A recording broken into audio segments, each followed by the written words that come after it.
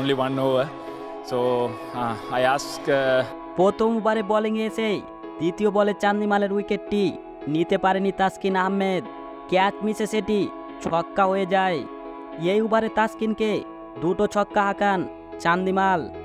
তবে দ্বিতীয় ওভারেই তাসকিন নেন চরম প্রতিশোধ। চান্দিমালকে আউট করে গর্জে ওঠেন তাসকিন।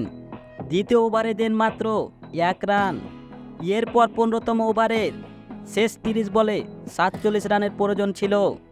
এ সময় 16তম ওভারে তাসকিন খরচ করেন মাত্র 6 রান এবং নিজের শেষ ওভারে 12 রান খরচে 4 ওভারে একটি উইকেট তুলে নিয়ে তাসকিন দেন মোট 30 রান। প্রতিপক্ষ দলের শরীফুল যেখানে 4 ওভারে 43 রান খরচ করেছে, সেখানে তাসকিন আহমেদ বিপরীতে জ্বলে ওঠেন। ম্যাচ শেষে বোলারদের নিয়ে তাসকিনের দলের অধিনায়ক বলেন, 5 রানায় 1 ওভারে 3টি উইকেট তুলে নিয়ে বিশাল ব্রেক থ্রো এনে দিয়েছে দলকে সাহায্য করেছে তাসকিন আহমেদও।